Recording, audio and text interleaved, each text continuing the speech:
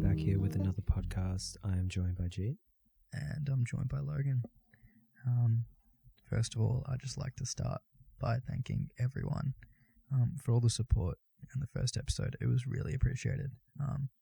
All the comments, all the DMs, and just everything. Like, you guys don't understand. It really means a lot to us. We felt amazing that day, just due to all the positive response we got to the first episode. Hopefully you guys are listening to this on either Spotify or Apple Music, because we're trying to release it onto those platforms. So yeah, thank you. Yeah, thank you as well. Yeah, we've just been chilling. Obviously this is our second time recording this. We're trying to get the quality better each and every time. This time we're actually recording it late at night. Not really too late, like 7:30, 8 p.m. Yeah, it's a little bit later. We had some Nando's earlier, and it was fucking delicious. I feel like Nando's is one of those places where you can get food from, and it's just always great, and you like always feel good after eating it too.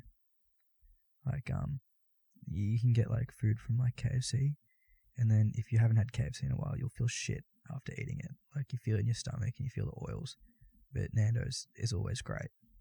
yeah. It's the chicken we get. We don't get the fried chicken. I don't know. Do they have the fried chicken there? No, they don't. No. So it's just, a roast chicken with like really nice, they're like spicy sauce on it, and it's a bit of a tradition for us actually. Yeah, it is a bit of a tradition. Generally get it at big events. Yeah, which is pretty big cool. days. Yeah, big days. Yeah. After it usually like concludes like a great day, a great event, something that we just something great that we just did. So yeah, that was really cool. That Nando's we just got then, that was for the podcast number 1. Exactly. That was for the celebration of the success. That was the celebration, yeah. With sweet potato chips as well. They're pretty nice. Yeah. They are delicious. I gave them to my mum, and she said she liked them as well. Fuck yeah. Did you? Yeah. Your mum's got good taste. Yeah, she does. I was just about to say something. Oh, gee, I totally forgot what I was going to say. It was a good idea too. Yeah. Oh no, it was at the top of my head. That's all right. That's all right. It'll come to me. Music does heal the soul, though. Music does heal the soul. Yeah, we want to talk about music again, and just how we were talking about this earlier, like while we were chilling, and we were talking about like how weird it is. Like, some people are really, really into music, and then some people aren't. Like, I know you and me, we are really into music. Yeah, that intro actually done by Logan. You guys would have heard that intro. That is Logan playing the guitar and the bass. That's a custom intro we made for our podcast. Hopefully, it gives off some good chill vibes. Yeah, hopefully you guys appreciated that. That was actually really good fun to make. Though. Yeah. Anyways, we were saying, like, me and Logan are into pretty. We have a pretty similar music taste, I'd say. Very similar. Yeah. Very similar. And like, I will listen to music all day. Like, all day. I'll put on like, my gaming headset. I'll sit at my desk and I'll just listen to music all day. Yeah. And then, but other people really just don't like it that much, and that is so weird to me. I know. Well, yeah. I think it's how we were brought up. So, I know all throughout my childhood, I've been listening to music. The parents have had music playing on all the time. So, I think it's just the way you brought up. And yeah. I don't agree. You don't, or I mean, maybe not for you, but yeah, not for me. But for me, I know. First of all, my taste for music has been like greatly affected by my parents, because my dad's really into music. He's a bit of a singer. Yeah, and, he has a beautiful voice. I've heard it in the car. Yeah, and he plays a lot of music. I've listened to a lot of music, and I like a lot of his music as well. But then, as you grow older, you kind of branch out. But I feel like in a lot of cases, maybe not yours, but I know for mine, it was definitely nurtured by my parents, the music. Yeah, I think it's different for me, because my parents, my mum is really into music. Like, I know that she enjoys listening to music as much as I do. My dad, not really that much. And no one in my family ever really listened or played music. Like, to the extent where I really remember it throughout my childhood. Obviously, it's not like I didn't listen to music when I was little, but not that it really affected me. I think it's like natural. I think my mum really likes music. My mum really likes bass heavy music. Like, my mum's into like my mum will listen to like trap songs, and she'll fucking like them. For the bass. Yeah, for the bass. Yeah. So like, and same with me. Like, I'm really into like bass heavy songs, and I feel like for me, it's like from my parents, like my mum's music taste. I think we have similar music taste, me and my mum, Yeah. just because she's my mum. So it is Genetic. Is it genetic? Yeah, it might be genetic. It might could just be a bit of influencing by your parents, but Yeah. also it's a mixture. It's a Yeah. mixture, nature, nurture. You know. Yeah. Don't you think it's really weird, like, how we actually like music? Like, it is literally just like the sound, just sounds. Like, it's just like a Yeah. sound, Wave frequencies. and it's played at like a certain like you know, level, and like has a beat and a rhythm, Mm.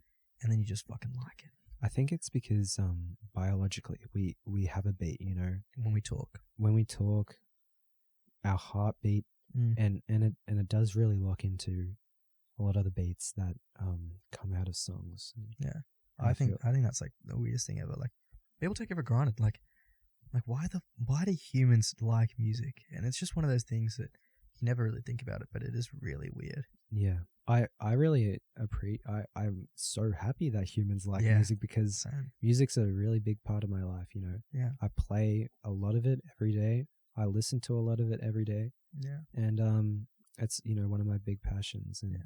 and it does, you know, I know we share a lot of the music, you know, music tastes, and that's kind of, you know, sometimes what we talk about. You know, we were just sitting in my room, Yeah. we're just listening to it. We're just listening to the music we songs, like, and yeah. just appreciating it. So it does, you know, bring people together. Yeah. It does connect with the soul, connects with the person. Like that inner tribal self. It like really Yeah. connects, like that human yearning for socializing. Yeah. And I guess those tribes, and, you know, everywhere around the world a long time ago, Yeah. they were, you know, doing their chants, doing their dances Yeah. to beats. Yeah. And it was all to music, to beats, and To socialize. to socialize, to connect with one another, Yeah. connect with the earth, and things like that. So Yeah. Also, a lot of those like tribes had like religions and stuff. Like, everyone had like, you know, a good example is like Aboriginals, like Australian Aboriginal. Like, they had like all their fucking cool like religions and their beliefs. And do you know if they were different among the different like because I know that it wasn't that not everyone was just Aboriginal. There's like different types, and yeah, well, there was heaps of tribes, heaps of different Yeah. languages. I think the most you know, in a single body of area, Yeah. probably most languages. And Yeah. I feel like they did have. they have different like religions. I feel like they would have, you know, a lot of them would have been similar, Like the dream time. the dream time, but it would have been. I feel like it would have been, you know, slightly different according to Yeah. different languages and different Yeah. cultures within Yeah. the same place. I think it's like, I kind of find it really weird how like Aboriginals have just lived here for, you know, 60,000 years before like anyone else, and they just had like their own cultures and everything, and then, you know, some Europeans came along and just took everything, and they like turned them into like, they classified them as like shrubbery, fauna and like shrubbery or something. Yeah, and it was like they didn't own the land because it was, I think it was like Yeah. Terra Nova or something like that, new land. Yeah, because they thought it was technically, just because they didn't use it for agriculture meant the land was free. Yeah, Just because it didn't have like a Western style of habitat, like yeah, they didn't like inhabit occupation. inhabit it in like a Western style. Yeah, So they just like said it was free. exactly. I think that's ridiculous. That is ridiculous. Yeah, How could a society like come across a whole another group of people and just take their land? yeah. I think it's naivety, like at Yeah. the time. So Yeah, just like It's not like, the complex understanding we have of different cultures now, because it was whole, you just got to keep in mind it's like a whole new land, whole new culture, whole new people. And they needed the land. They needed to send those prisoners somewhere. Yeah, exactly. And they've just found this huge fucking rock in the middle of the ocean.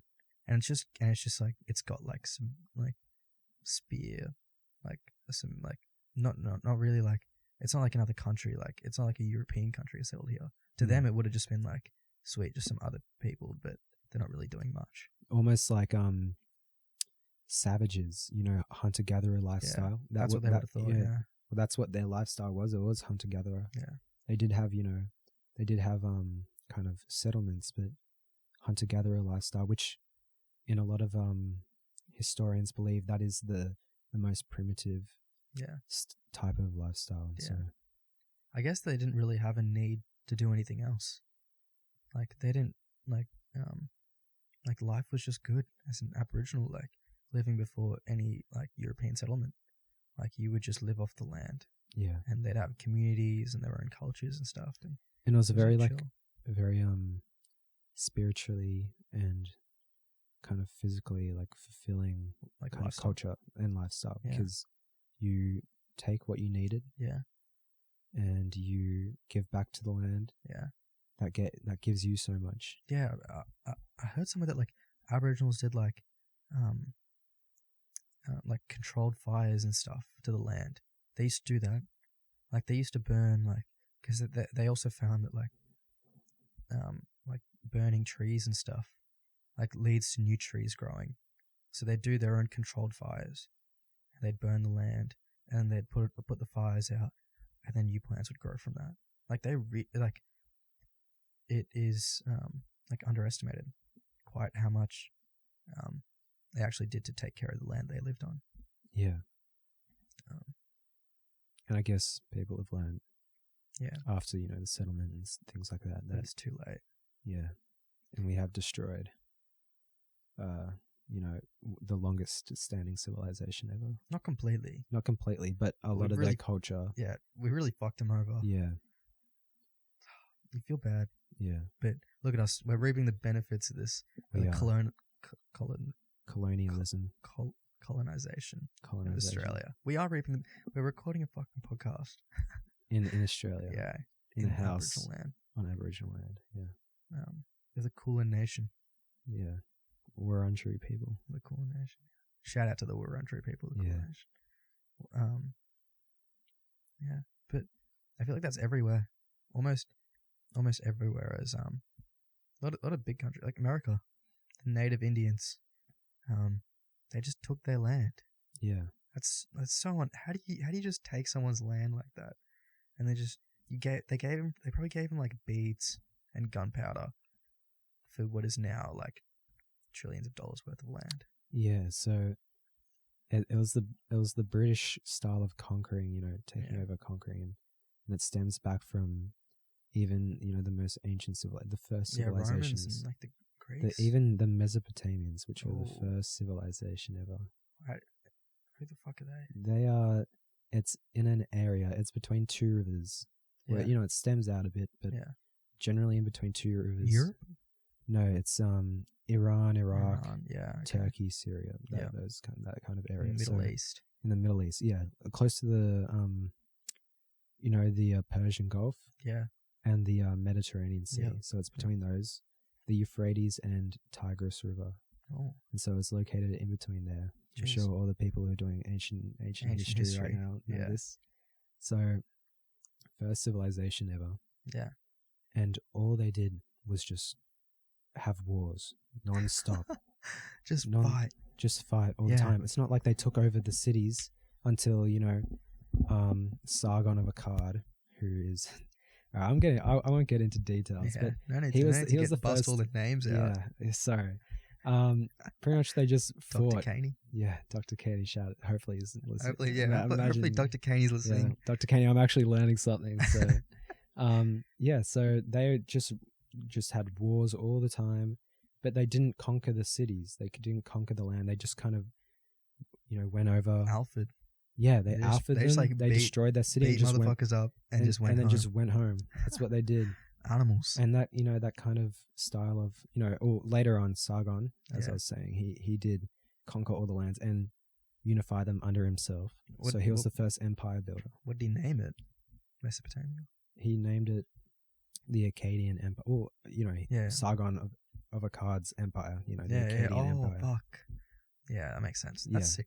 So he was the first empire builder, but that this kind of idea of going over, conquering and colonizing the area is very ancient, and it's been there for all humans' lives, and not just until now, the modern era, that we don't have that anymore. But I mean that's because everything's kind of settled. Yeah, but not even yet. Like in the Middle East, Syria and Israel and Palestine, that's still like there's stuff still going on. Yeah, a lot of it's religious though. Yeah, it's not about it is about the land, but it is a lot of like, we religion. used to own this land, give it back to us, holy places and whatever. Yeah.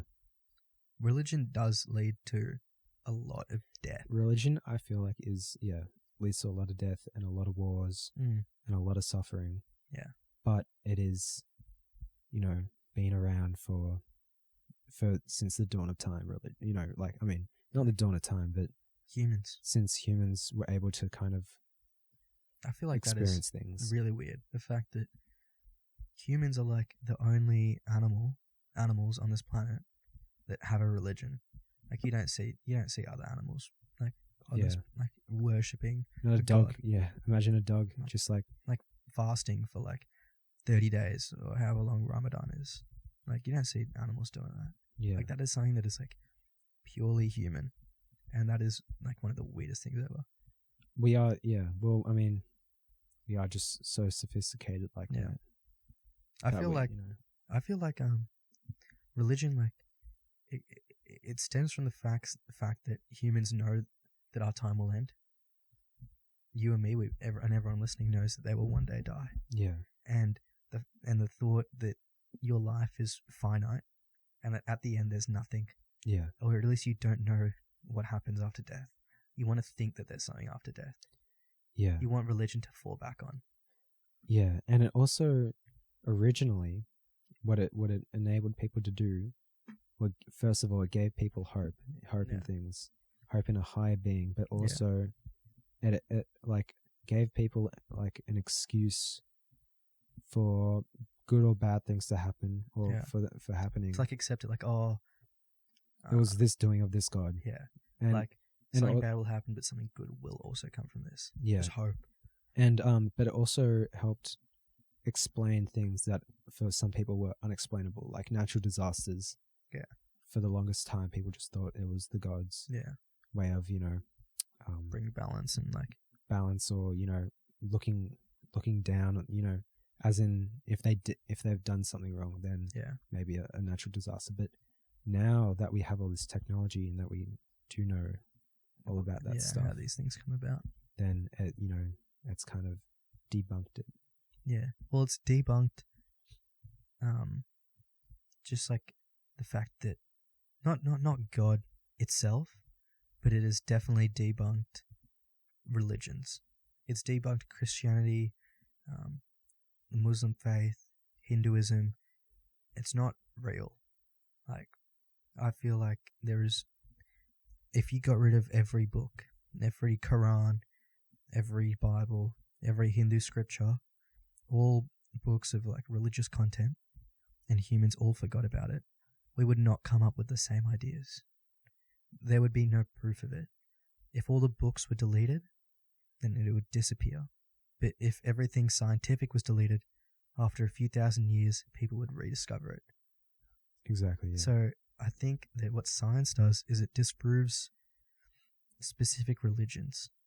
But in my opinion, there's nothing really that you can do to disprove the existence of a god. Yeah, well, not a god as in like the Christian God, but something that made this universe. Yeah, and that's what a lot of people, what scientists are trying to find out what happened before, why the Big Bang happened. So, well, I've heard a lot of scientists like just like say Mother Nature, like, oh, these are just the rules of nature. Yeah. Sounds like another word for God. The Yeah. rules of God. Oh, this and this happens, and this is a rule. Like, gravity acts in a certain way, and that's just a law. That's like a law of nature. Could just be a law of God. But they do, for gravity, like, Yeah. it is the kind of attraction that a large mass has. Yeah. So maybe, I don't know. I don't know. I'm not a religious person, and I don't believe in a certain religion, but I don't think that I can firmly say that this universe was created purely by chance. Like, I could 100% believe in the fact that something made this universe. I could believe that. I could believe that as well. But And it doesn't, and it's not something that you have to worship. And it's not Yeah. something that, like, grants you what you wish for. yeah. And it's not something that, like, you got to make sacrifices to or pray to. Yeah. It's just something that made this universe. It doesn't seek any benefits from making it. It just did it. Yeah. Yeah. I'd like to believe that. Yeah. And yeah. But I feel like a lot of people, when they believe in these religions, Yeah. it's not so much for Truth the truth, but it's more for hope. and comfort. Hope and comfort. And I feel like a lot of us, when we're in those dire situations and we need that comfort, we do turn to religion. Yeah. Like, there's probably more prayers in a hospital than there are in a church. Exactly. When you've got someone, like, no matter how unreligious you are, there's always a little part of you that's like praying, like, oh, geez, like, please, like, I hope my friend's okay. Yeah. Like, you just Praying to a higher being just for hope, for comfort. Even just to yourself, you just say, oh God, I really wish. Yeah. Like, you wish for stuff to happen. And I feel like that's for me the most powerful and important thing about religion. It's Hope. that it's the fact it's that the giving of comfort and hope. I'd agree. Yeah. Religion is not a lot of bad stuff, but it can really unify people, and it can really make people's lives worth living. Everyone shouldn't be so against it. Like, everyone shouldn't be so against Christianity and the things that they believe in, or like Muslims and what they believe in. Like, you should let people, like, love their faith, because sometimes, especially when people are at their lowest point, sometimes their faith is all that they have. That's very true. Yeah. I know there's heaps of stories on the internet of people who are alive only because of their faith, because they found meaning in God. And God really may not be real, but the fact they found meaning in it makes it good enough. Yeah, and that's ultimately what drives people. It's their meaning and what they feel like, means the most to them, and what they can contribute the most to society. Yeah. Religion just really deserves a lot of respect. That like, a lot of people don't give to it, just because of, like, it's not, everything's not like a versus, like, us versus them. It's not like atheists versus religious people. Sometimes you just got to accept other people's beliefs. Yeah.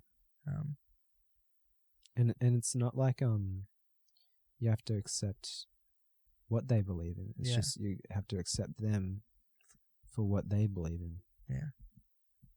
And people who are religious also have to accept those that aren't. Like, yes, like, just how you don't believe in other religions, we don't believe in your God. Yeah. We just don't believe in anything. I know one religion, in my opinion, is the best religion, is Buddhism. I think the Buddhist practice is amazing. I've got a few notes on it, but my dad is really into Buddhism. He always watches these, like, random, like, Buddhist videos, and he's been watching them for years. But yeah, Buddhism, like, really, like, the difference with Buddhism and other religions is that those that partake in Buddhism, they don't believe in a God, right? They don't, like, they just kind of believe in, I know that they believe in, like, reincarnation, but not as like a human, but as like other life forms. Like this life as a human is like your human turn, right? The next life you could be an ant, you could be like a dog, you could be like a lizard or like a fish. But this is like your one like chance as a human. And like it's like they believe that like your soul or your atma is in like everything. And like they just like kind of believe that you are the universe. Like we're not separate beings from everything that is around us. We and ourselves and the energy inside us is the exact same as the energy in the universe. And I'd agree, because we are made of everything else that's in the universe. That is a scientific fact. Proven by? Proven by Neil deGrasse. Well, I mean, probably proven by everyone, but yeah, a lot of scientists, because Yeah.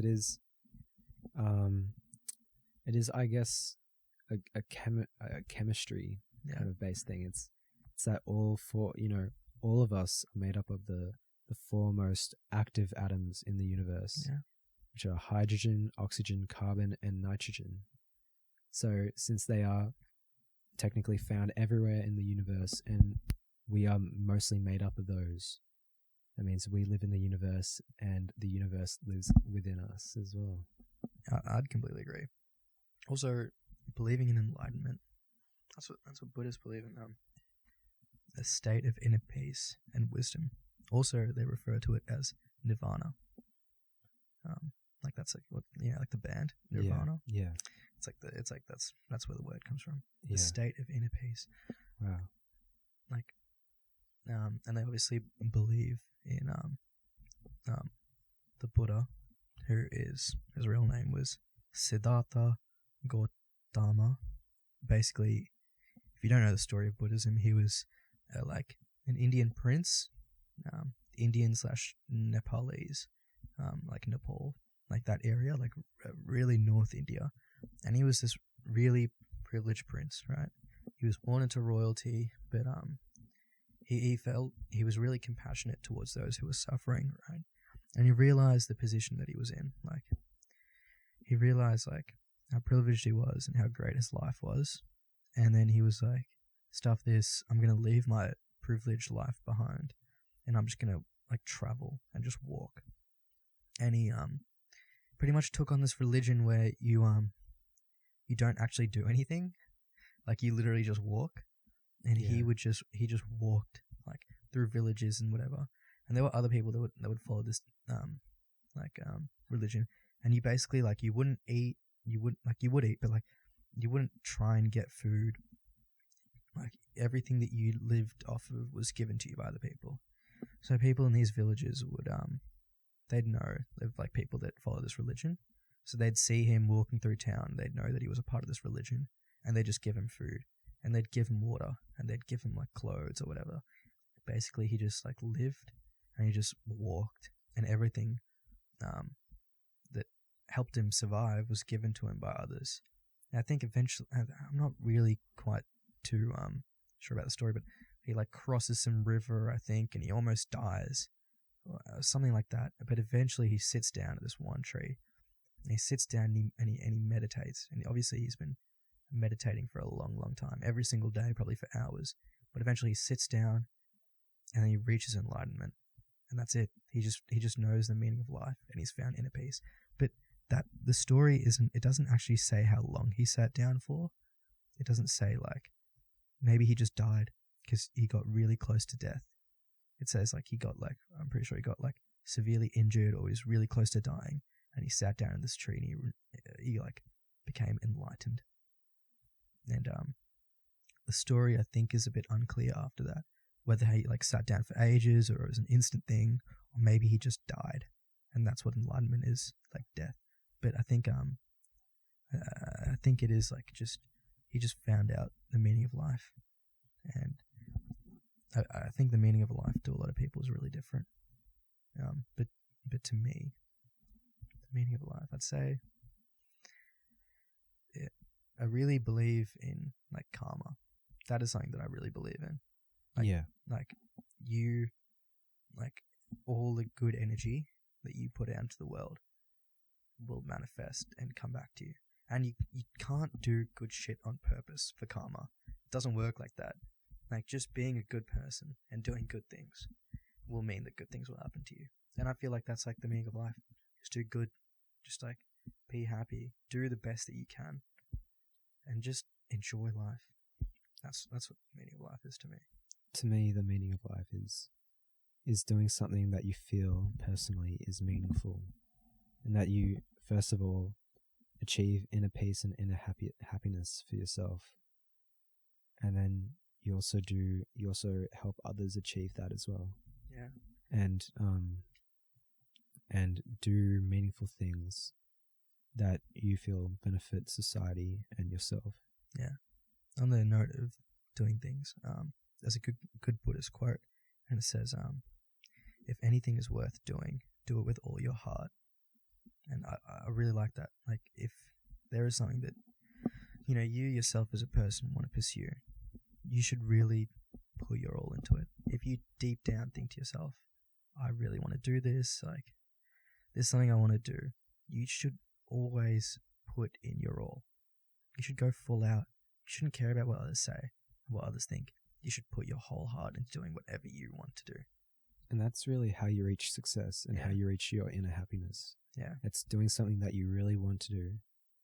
And eventually you reap those rewards because you put in all that effort, all that time, and you enjoy it. And that's always worth it. It's always worth it. And you always gain some type of success and sometimes some type of fulfillment for yourself. Yeah, I'd agree. Also, another quote is that a jug fills drop by drop.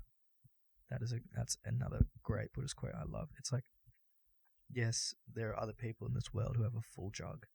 And yes, like, a jug might be like, whatever they want to do. They have a lot of money, or they have a lot of success, or a lot of happiness. But it didn't just come about. They didn't just start off with a full jug, right? A jug is filled drop by drop pretty much means that you have to get started on your journey, and a journey to reaching your end goal can be incredibly long, and it will be slow, but you can reach that end goal as long as you just keep working hard. And you got to appreciate the little progress that you make. Either it can be, a lot of people have physical journeys. They want to lose weight, or they want to gain muscle. They want to look better. They want to feel better. And that takes a lot of time. A lot of people lose hope when they first start working out, or they pretty much when they first start working out, people will work out for a few weeks or a month, and they won't really notice too many differences, and they'll just give up. But they might not realize that from when they first started, their form's gotten a lot better. Maybe they've added 5 kilos to what they were benching or what they were squatting, and it doesn't really mean a lot to you. But if they kept it up, then they really could have gotten to the goal that they wanted to get to. But people give up so early. Yeah, and it's a lot to do with their scope and where they're looking, because they'd probably be looking at that little small instant of time where they think, oh, I'm not achieving anything, I'm not progressing. But you have to look at the whole scope. You have to look at your whole time that you've been doing that thing to really appreciate how far you've come. You can get a lot done in your life if you stick with it. If you find one thing that you really want to do, and you actually spend your whole life trying to do this one thing, you probably will do it. Think about that. If you have a passion, an extreme passion for something that you want to do, and you actually spend your whole life trying to do it, think about that. You probably will do it. Yeah, exactly. You just got to find where your passion lies and work from there. And it takes time. It takes time, Everything effort. in life takes time. It takes your whole life, as you're saying. People do what they love for their whole life. That's where they reach their fulfillment and their happiness. I feel like everyone's got to find something that they really love to do, that they'd be willing to put their whole life dedicated towards that. Yeah. Because that's how you get the best out of life. Yeah. I mean, I think it's hard for teenagers, mostly teenagers, because teenagers are the ones listening to this podcast, to find something that they want to do for the rest of their life. Like that is such a big thing to grasp. Yeah, like when adults say, "Oh, what do you want to do when you grow up?" I don't I fucking have know. no idea. Like I haven't. I want to, Experience yeah, that's what I'd say. I want to experience things, so then I can find out what you what want my to do. passion is. Yeah. I don't think it's so I don't think it's so easy to find out what you want to do in life because there's so many things to do Yeah, and you really don't do a lot. Like you don't really get to try a lot. You kind of just try the really big things in school, especially. yeah, Like yeah, you'll try a couple sports if you're really good at sports. Then maybe you want to become a professional sports player. You'll try maths, you'll try science, you'll try English, and if you happen to like one of those subjects, then everyone's like, oh, so you're going to be an accountant, so you're going to go into commerce, so you're going to go into science, so you're going to be a doctor, so you're going to be a lawyer, you're going to be a writer. yeah. I feel like people are really filed into their positions from the time they do school, and when they finish school, they're kind of like filed into jobs. Yeah. They don't really get to experience everything that life has to offer. Yeah. There are like an infinite amount of jobs out there. Like jobs for stuff that you would never think of. Like everything around you has required someone to work for money to have. Like it's just so many things like program design, like technology. Just there's so many fields that you can work in, that you can find a passion in, that aren't maths, science, English. There's so many more things. And I don't feel like school really helps you find those. Yeah, that's really like one of the big problems about school. It's that it gives you a very limited choice, even though they claim that they give you all the opportunities. Yeah, all the opportunities. I don't believe in that because it doesn't. Look, I will say that school does provide a lot of opportunities, and it really does help you get smart. Yeah, and important opportunities. The fact that they educate us allows us to get opportunities in the future. But the problem is a lot of people don't take that up. They just go straight into uni, and they just go straight into a job. They get filed into doctor, lawyer, accountant, all those. Well, just like the standard kind of jobs, and they don't take that opportunity that school has given them. The education to go out and try a lot of things, and that's kind of, I guess it has been the norm for a while, but it is something that needs to change. But it is. Look, it's really easy to claim that. Oh, let's just change the school system. What do you expect us to do about the school system? Yeah. What do you really want us to change? People need to know how to do maths. Right? It's important. You have to have a grasp of maths. You have to have a grasp of English. You have to have a grasp of geography and history. Because the thing is, like, you have to understand the world around you. And, like, yeah, it's easy to say, oh, no, like, school kills our creativity. But you really, like, you need both. You really do need both. You can't just scrap the school system and totally reinvent it just because you want to be more creative. And a lot of the world is based on the skills that you do acquire when you go to school. Yeah, like, people need to go to school and have a good grasp of science for when they go into medicine school and they learn how to be doctors and they learn how to be surgeons. Your creativity isn't going to make you a better surgeon. Like, actually, it will, but really what you need that grasp of the human body and the anatomy and science, and you got to understand these things to do a lot of the jobs that keep the world running. You got to have a great grasp of mathematics to work in risk and finance. Like, a lot of these skills are very necessary. Yeah, and say you didn't go to school, and say you thought that school was killing your creativity, and so you didn't go to school, and you decided, oh, I want to I want to play music, create music. Yeah. Well, the fact is that if you don't have any prior knowledge of it, you go in there and you create something that you think, oh, this is amazing. I did it without school. I did it without an education in this field. That would be considered in the field if you were to apply it to everyone else who did get that education. Yeah. It would be considered like very low level. Yeah. Because you need to be educated, and then you can step away and then you can do your own thing, be creative, because you need like the basis of education, and you need to learn all the things that people have learned over time without the education. Yeah. And then you can go and make something better. Yeah. So Yeah. education is necessary. Mm. You can't say it's killing your creativeness, because I think that's also up to you. Like, maintaining your free thinking and not letting school take over your life. Not saying that you shouldn't try in school. You really should try your hardest in school, because it does matter. School does matter. Like, doing like good in school, obviously, it's not like you're gonna like regret the fact that you got an 80% on a quiz compared to like a 90% on a quiz, like when you're like 50. But you will regret going to school and having all these opportunities to work hard and actually get smarter in a time in your life where your brain is, it just wants to learn, and just wasting that opportunity. You really should try your best and try to learn all that you can from all the smart people around you at school, and not waste that time. Well, don't think about it too much. Like, don't get caught up in like the little percentages, but you shouldn't disregard school. It's important, in my opinion. Yeah, and I reckon on that note, I'd like to take a break. So Yeah, we'll take a quick break. yeah, we'll be back, We'll in be a back soon, second. guys. Hey guys, we are back from the break, and Jeet has an idea, a topic.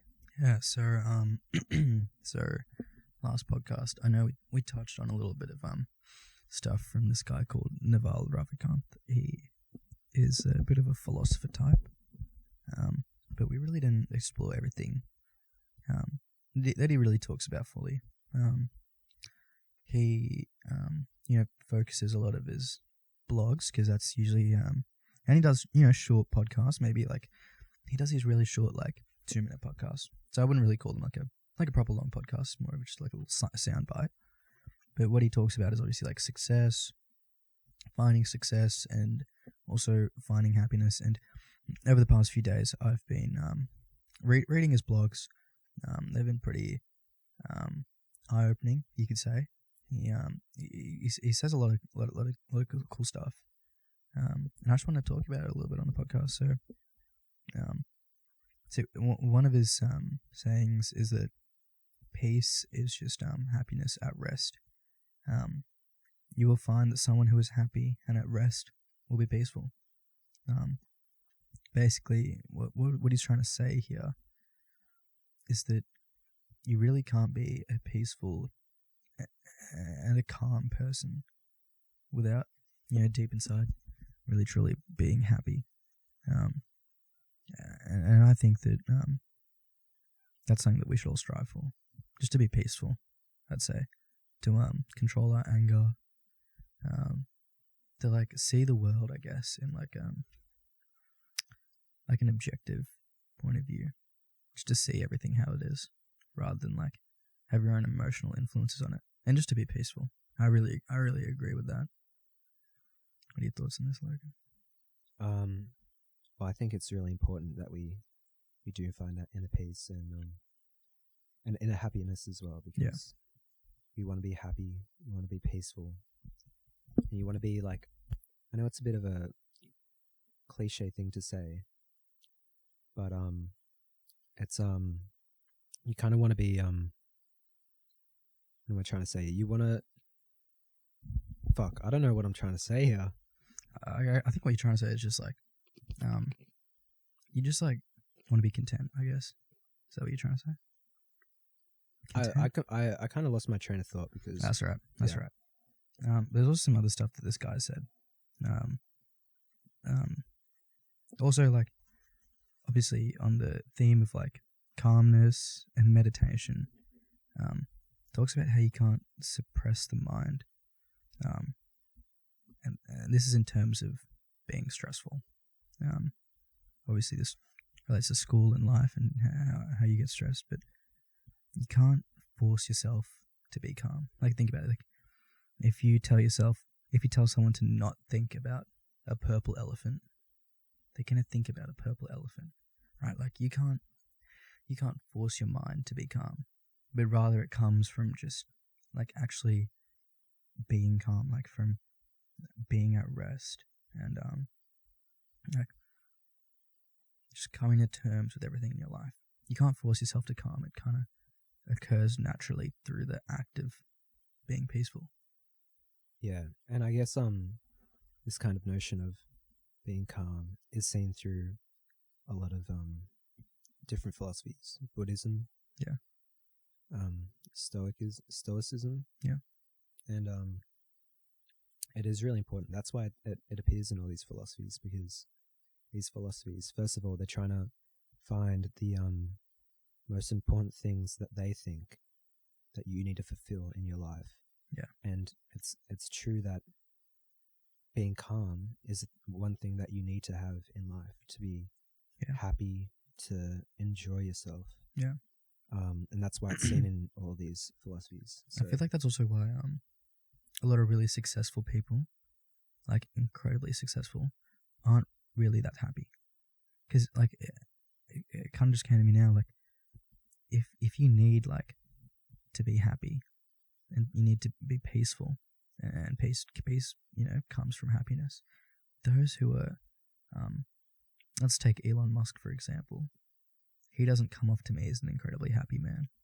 He doesn't seem to me like a man who's incredibly content and peaceful, and that's just the incense and like bliss. He seems like very stressed and very anxious, and that is just a byproduct of his success and his drive. But I think it's hard to have both. It's hard to have a lot of drive and also be at peace. Yeah, and so that's when you need to, the balance is, I feel like a lot of things that we do come down to balance. And Elon Musk, for example, he needs to find, if you say, well, we don't know for certain, but if you say that, if we assume that he isn't calm, but he has an incredible drive, he needs to kind of find that balance. And I feel like that's what everyone should strive for, that balance, not just in being calm, but in your overall life. So your sport, academics, your leisure time, meditation, things like that, all need to be kind of quite level with each other. Yeah. And that's actually how you reach calmness, by having kind of balance. a level, that balance in your life. I think a lot of kids don't have balance. I think sometimes, a lot of the time, some things outweigh others in people's lives. That's true, yeah. Like school outweighs something, or sport might outweigh something. Like, sometimes people have too many sporting commitments. They play like 2-3 sports, and they have like 6 training sessions a week plus school sport, and then weekends, and it's just too much sometimes. Yeah, and that's, balance isn't there. So I feel everyone should strive for balance. And I know that it is really important, and that's how a lot of philosophies teach that. Buddhism probably teaches balance. Yeah. And everyone should, a byproduct of balance is this calmness that you're talking about, this level of serenity and bliss. Yeah. That can be reached when you have that balance. Right about now for me in life, I reckon I'm actually very peaceful. Obviously, online school isn't stressing me out too much. I am a little bit overdue with quite a bit of work, but I think at the moment, since everyone's at home, I'm starting to feel like pretty good. Like, life is going pretty alright since I'm always at home. And I think like what that's made me realize is like, modern life with school and work is just so much more complicated than it used to be.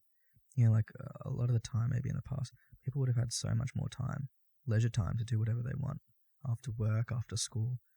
These days, we have too many commitments as people in this society. Yeah, and that's just put a whole nother level of complexity on trying to find that balance. And I guess it is harder for us in this age to find that balance when people, just not too long ago didn't have all these commitments, didn't have these expectations and this level of information that we do kind of suck in every day. Yeah, like social media. Yeah. It is actually like toxic, social media, because all you see is good stuff. You rarely ever see anything bad. Your brain is just filled with what you think is good. Yeah. But whereas it's not the reality. Yeah. It's a false. Yeah, social media is, it just like, it puts the wrong idea of life into people's heads.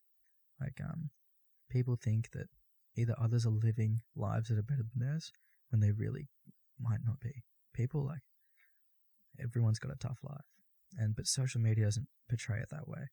And you hear it a lot, like, oh, social media is a lie, blah blah blah.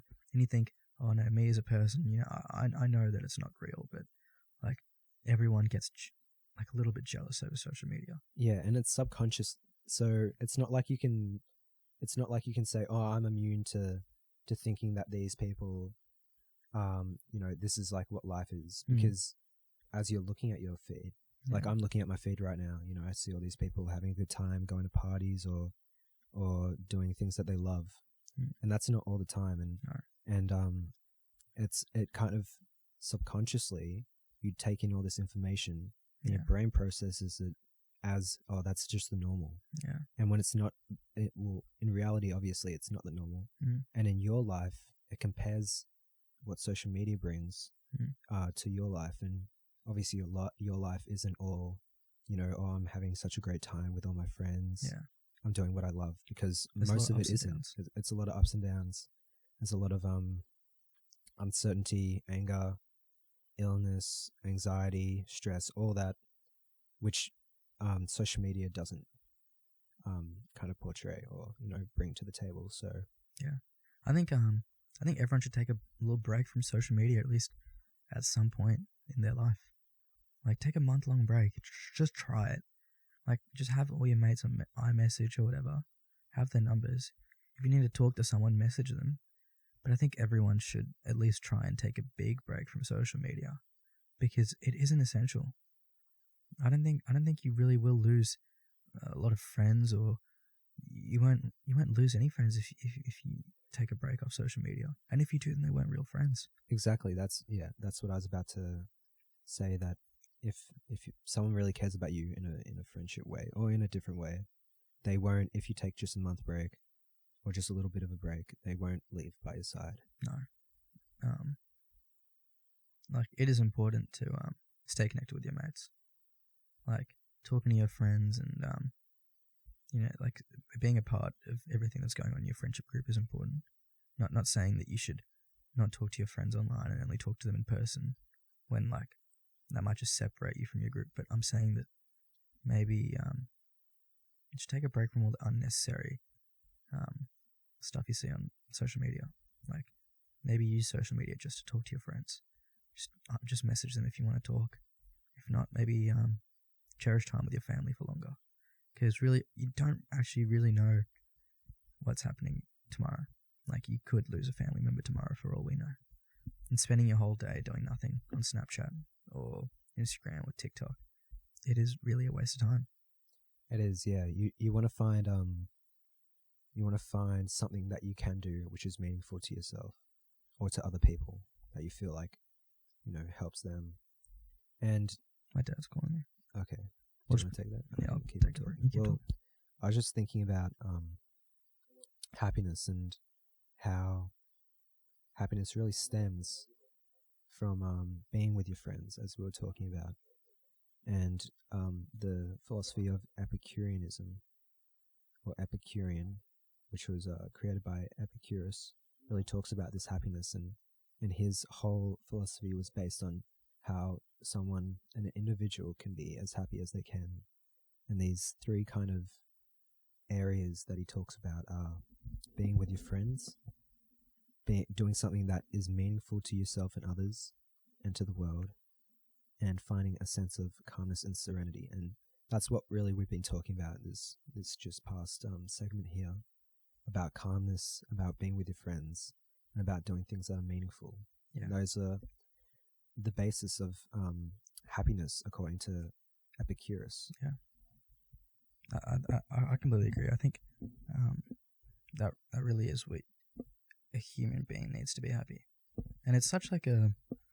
I feel like it's such a like weird thing. Like we have such strong emotions as humans that and we need to be really social, and we need to have everything we need to survive, and we need so many little things to feel happy. And it's to the point where like there are philosophies about it. Like people think deeply about what it is to be happy. Yeah. Isn't it strange how there's people dedicate their whole life to just thinking Like being happy. of being happy? Yeah.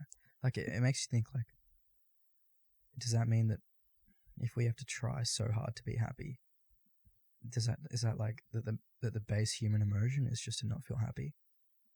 Humans as humans will just not feel happy at all times. Well, I feel like how our I don't think it's the base of human emotion, but I think it's kind of manifested itself as desirable, but also the state of not being happy has kind of extended or became bigger as time has gone on, as we've got all these different things to stress about, as we have kind of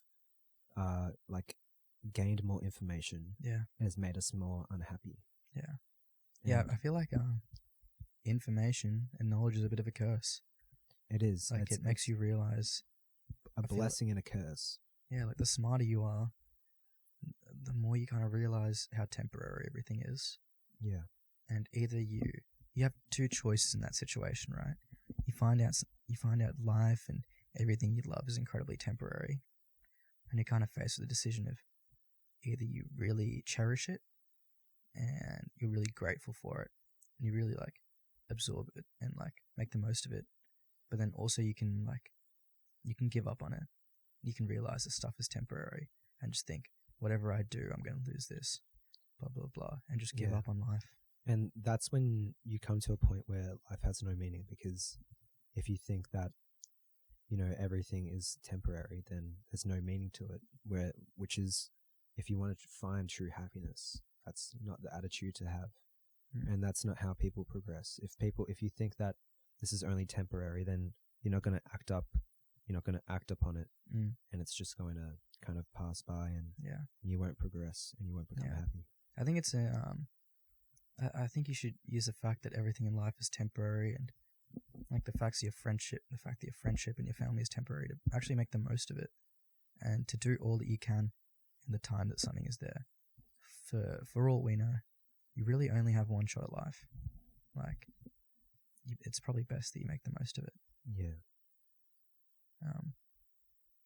Make the most of your relationships, your connections with people, just the time you spend.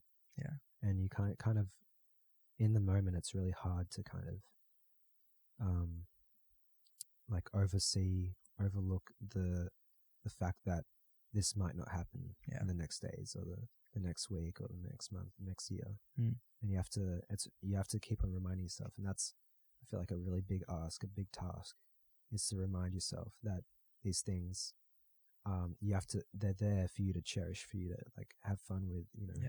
It's not and obviously they're temporary, so you have to keep on reminding yourself that you gotta really cherish every moment. I feel like that is just just cherishing life, and your friends and your family, probably just makes living more worthwhile. A lot of people, get really depressed and fall into depression. A lot of people suffer from real mental health issues, and I think that comes from maybe just not appreciating stuff that they have every day, that really they could find a lot of happiness in appreciating, like your friends, like your family. Yeah. And when you're in that situation, when you're kind of born into it, I feel like, have we touched on this before? I think we talked about it a little bit on the first podcast. Or just earlier today. I feel like we've talked about how when you're born into that situation, Yeah. it's really hard to appreciate. Yeah. Yeah. Did we talk about this in the first? Yeah, we did. Yeah, we did. okay. Well, already been through that, but yeah, you guys know, you guys understand. Yeah. Also, like, going back to like your family and your upbringing, I wanted to talk about how your family members impact you as a person. Like, I know that me myself, I'm really close to my family. I have a great relationship with my parents and my siblings and my extended family, and I found that I really look up to those in my family who are older than me. Different aspects of them, little parts of their lives, and I feel like you really appreciate the people in your family, and you're molded by them. Like, you always end up being a little bit like those in your family. Would you agree? Yeah, I'd agree. I feel like every aspect, every kind of relationship you have molds your own personality and your own being. So definitely your family, because you spend a lot of time around your family. But also your friends. They really mold who you are. But I feel like family is the big one, because family teaches you the basics. Yeah. Like the respect. The respect and how you act. Usually, because when you're little, like, the only people you really interact with are your family. And if, like, you have a very dysfunctional family, like, if you're born in a bad household and you have, like, abusive parents or something like that, like, that can really negatively impact you as a child. Yeah, and studies have shown that a lot of people who commit crimes do have family problems. Yeah. And a lot of rapists have been personally raped themselves. Yeah. From past circumstances. So yeah. it is first scientifically proven, or like statistically proven, but also just biologically proven that people, your family do shape who you are. Yeah, like I feel like it used to be like it's like a nature versus nurture thing. Are you born a bad person? Are you born a criminal? Or is it actually more about how you were brought up? I think it's a bit of both. It is a bit of both. Because you can be born a sociopath. Yeah, so I feel like your what do you call it? Behavior traits. Yeah. You're born with them, and they can lead you in certain circumstances. So this is, I was agreeing with you how it's a bit of your environment, but also your biological nature. So you're a mixture of your, like, personal behaviors mixed with the environment that you're brought up in does lead to the type of person that you become. Exactly. I feel like a good person born in a bad environment has a higher chance of being good than a bad person born in a good environment. I feel like even if sometimes an amazing child, not an amazing child, I mean a child is born in amazing circumstances that themselves was born with like a sociopath or just has like violent tendencies since birth, I feel like they have a higher chance of, breaking the law and committing some sort of crimes than a kid who is deep down good, who was born in a bad household. Yeah, well, a lot of these kind of concepts come back to there's 3 criminological theories. Yeah. One of them's strain theory, I think. Yeah. Marxist theory, and I can't remember the last one. The last one's about the biological aspects, but they do state that you have kind of it's like a list of different personality traits, and you have like a mixture of 2 different ones, or you kind of lie somewhere. It's like a spectrum where you lie, and there's like, say you're innately like submissive, or you're like it's like aggressive, stuff like that. And that kind of mixed with so I don't think you are born good or bad. I Yeah. think you're born with different Traits. personality traits. I feel like your environment kind of pushes them towards a direction. Yeah, it pushes you towards being a good or bad person, but you're not born good or bad. You're just Yeah. born with these personality traits, Yeah.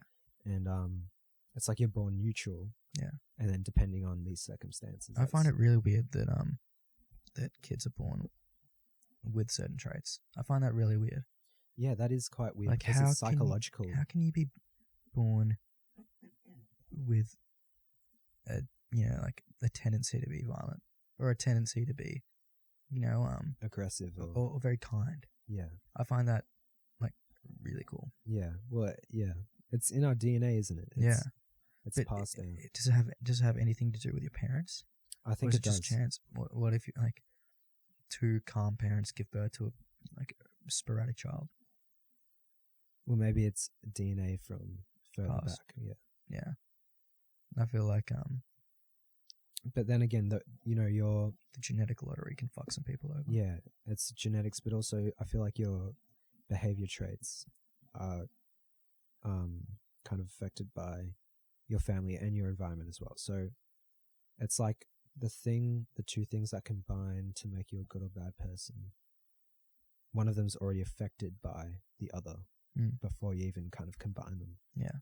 If that I don't know. I don't know if that makes sense, but it's like, so you have the area of environment, and then you have your personality traits, but your personality traits are determined somewhat by the environment. Yeah. And then you combine the both to see if you're going to commit a crime, or like what your kind of behavior is like. I always think it is like you can't. Yeah, I think it's both. I don't think it can come down to either one. It's it is all like you need to have the perfect combination of both to lead to someone being like a bad person. Yeah. And just glad it isn't more often than not. Yeah. But I think the media makes it seem like there are a lot of bad people in the world. Yeah. But I don't think there really are too many bad people. I think everyone's afraid of bad people, but I feel like most of the people in the world are good. I feel like there's it's like it comes down, I'm going to say it's like spectrum where people kind of lie. So there's good and bad on either side. And most people are just somewhere in the middle. Are somewhere in the middle, or towards the good side. And then the very outliers who are like down the very bad side, those are the criminals. Those are the real bad people of the world. But there's a lot of people who lie in the middle, maybe a bit towards the bad side, who are portrayed by the media as extremely bad people. Yeah. I think usually what affects an average person, like what an average person usually considers someone in their life to be a bad person, that bad person is usually someone who's just selfish. Usually people with really selfish tendencies, they will tend to like fuck you over in life. There will always be someone who's like selfish, who'll kind of fuck you over. Yeah. And that's usually what the average person's perception of someone bad is. Someone who just doesn't really care about anyone but themselves. Yeah. Doesn't necessarily mean they're a criminal. Yeah. Sometimes they're just selfish. Yeah. And I guess that's the judgment we have to make, whether someone's it's like, it's really subjective. It's about the person and what you think bad is bad. What am I trying to say is like, if you think a person is bad or not. Yeah. It's all up to the person. Yeah, it depends if you think being selfish is a bad thing. Like, sometimes people who are selfish are incredibly successful. And sometimes they might not only be selfish towards themselves, they can be selfish towards them and their friends. Like, oh, I want the best for me and my friends. I don't care about anyone else. I want the best for me and my family. I don't care about anyone else. That is still selfishness. It's just attached to other people around you. Yeah. And I guess we're all selfish in our own right. Yeah. We all want the best for ourselves. We're not, getting on our hands and knees for someone that we don't care about. Yeah. We want the best for ourselves. It's like, would you take, say someone's offering you $1 million Yeah. and they say you can either take it or you can give it to another person. Obviously, You'd probably take you'd it, probably take it. especially if that person was random. Yeah. Now, if they say that, would you take this $1 million, or would you give $1 million to, I don't know, like, an incredibly poor family? Like, then that could change what the people. Quite a few people, I reckon, would say give it to the poor family. Yeah. Like if they themselves were well off. Yeah. But then, I guess it depends on your situation. a lot of people would also say give it to me, and you can't say someone's bad for that. Yeah. They did give you the choice. Yeah, you're given the choice. Makes you think, who's like, is the person that's giving the choice bad, or are you bad for choosing yourself? I feel like a lot of the times the person who gives you that choice is the bad person, because first of all, they could just not give you the choice and give it to the more worthy people. Yeah. But they are kind of giving you that choice, and so they're kind of expecting you to take the money. Yeah. Also, with like bad and good people, I feel like a lot of people classify those people who use drugs as bad people. I think that's unfair. I think society views people who, take drugs or are addicted to drugs as bad people, when really they could be the nicest people ever. I think that's really unfair. Yeah, and a lot of times it's really good people who take a wrong turn and go down a lifestyle of drugs. Yeah. Or, they don't have to, it doesn't have to be people who take drugs all the time. Recreationally. Yeah, it could be just, a very small amount of the time, but just the fact that they do take the drugs, a lot of people look down on that. I feel like drugs are a really slippery slope. Like, it is, yeah. I feel like once you kind of have mates who take drugs, and then if you were to try them, then it would be pretty easy to kind of like slowly go down the path of getting addicted to drugs very easily, especially in high school. And I think that there's a lot of good kids who kind of fall into that, and you feel bad for them, because people turn away from them pretty quickly. There'll be kids who get involved with drugs, and they kind of go down the wrong path, you'd say, and all of a sudden, people at school don't respect them as much. Society in general, turn away from you. Yeah. When you start using these substances, and they don't really help you. They don't help you stay away from them. They kind of just push you away, but he's a druggo, stay away from him, stay away from him. And a lot of times these people who are taking the drugs, and often are in need of help. Yeah. They're kind of wanting help where no one gives it to them because they do these drugs, and they find that these drugs is kind of an escape. Yeah. And that's what's helping them instead of other people. It's like a bad spiral. You start drugs, and then people are like, "Oh, he does drugs, stay away from him," and then you kind of left with nothing left. You're kind of left with nothing except to hang out with your mates who do drugs, and then you yourself do drugs because you want to fit in with the only people that accept you now. Yeah. That really has to change. The stigma around drugs. Drugs are bad. Don't get me wrong, drugs are bad. But the people who take drugs aren't bad. A lot of them are great people, and really, people need help.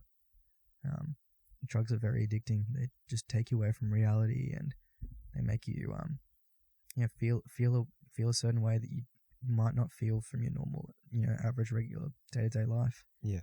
And you got to understand that people get hooked on that feeling because they hate their own lives, and they have these problems in their own life that they can't deal with. Yeah. And that they might be in a really tough situation. Yeah. And they need that support, but they're not getting it anywhere except through their drug use. Yeah. I think there were a few countries that maybe one country that had a huge opioid problem or something. With coke, I think it was heroin or something. Some country had a huge heroin problem. Basically, what they did was they just legalized it.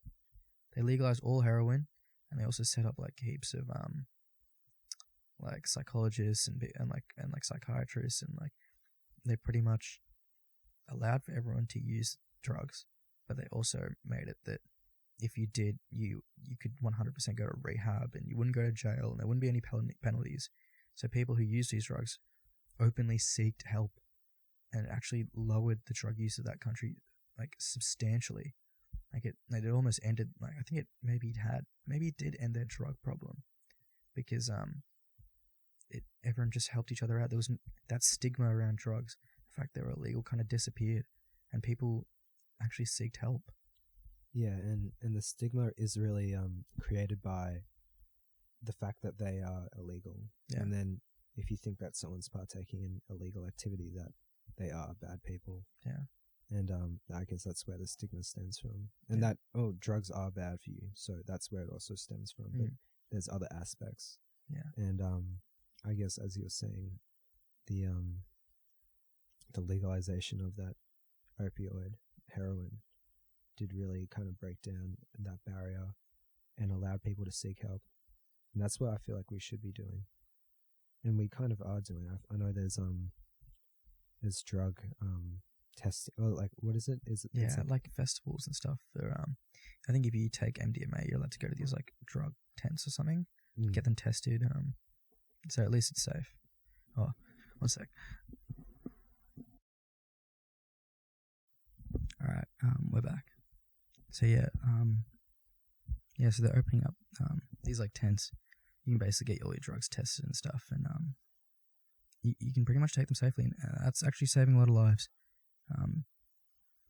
because quite a lot of those a lot of people like die from taking these drugs, and then they're like laced or whatever with fentanyl and other crap, and I think the police doing the right thing.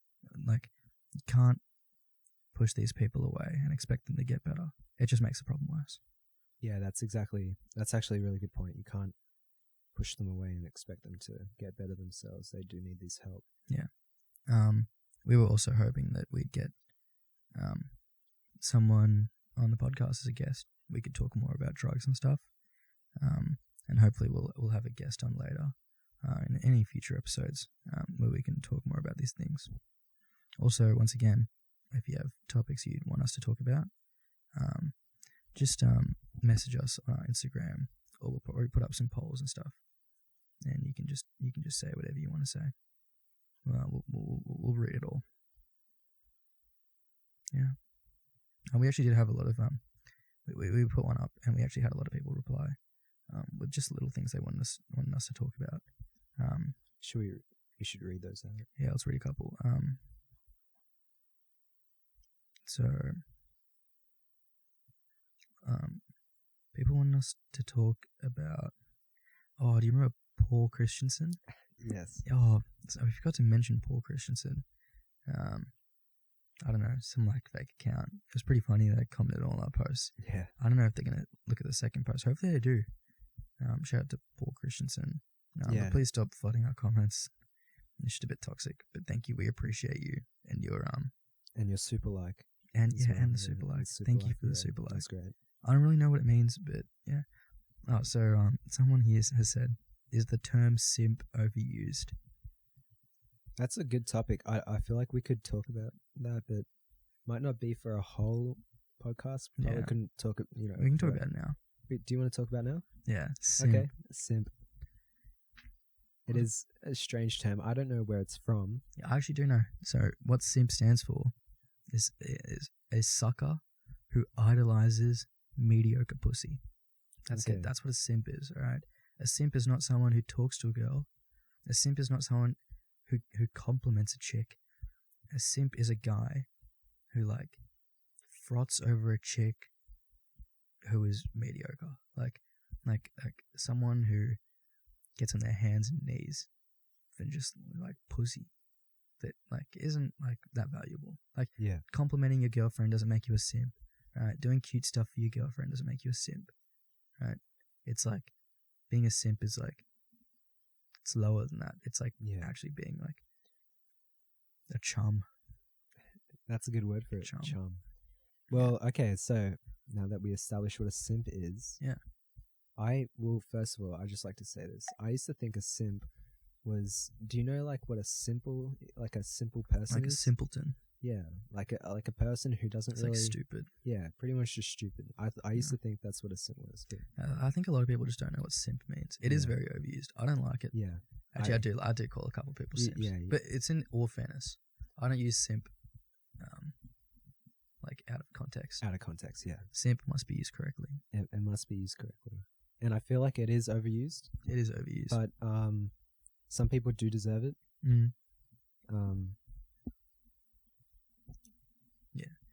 Can't mention who, but Yeah, you know who you are.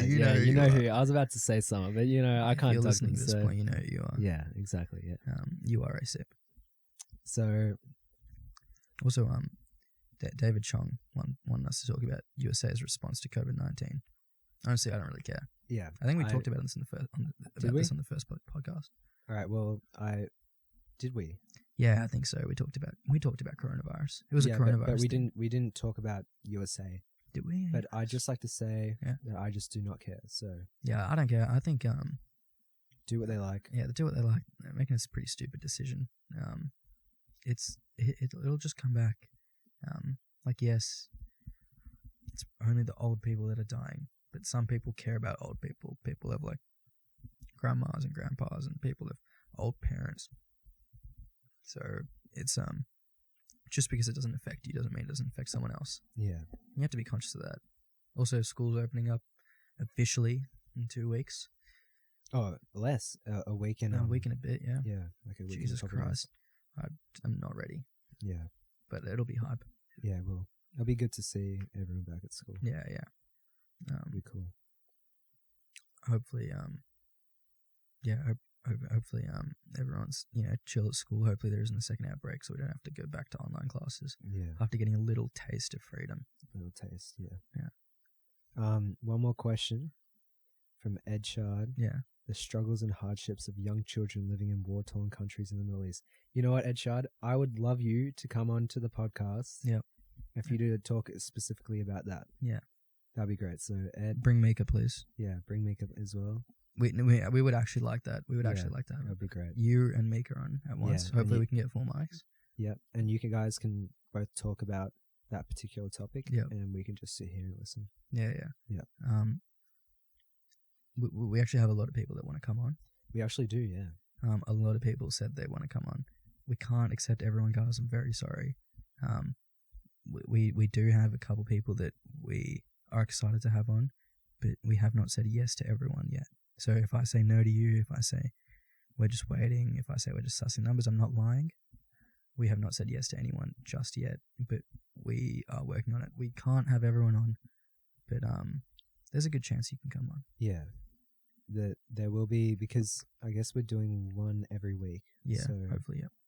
that means it will take, by the amount of people who want to come on, it might take a bit of time to get through everyone. Yeah, it could take a month, Yeah. and I don't know if by then you're like A month sick. more, because that's only 4 people. Yeah, if you're like sick of the podcast in a month, then then I don't know if you'll want to come on. So just keep if you keep watching the podcast and we see that you're actually interested in them, and you're enjoying them, then we'd love to have you on. But we can't just have you guys on because of the hype around the first episode or something. Yeah.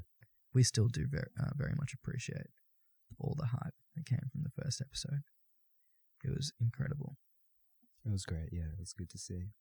We were both quite surprised, actually, because we thought it, it might have been a couple of our like friends who hyped it up, and maybe they watched it, not like barely any, but we got, I think it was, right now it stands at 400 or more views, which is great. Yeah, like 60, 80 comments. Yeah, mostly Paul Christensen, but comments, and we did get a lot of DMs with good news. So we were really grateful about that. That was amazing.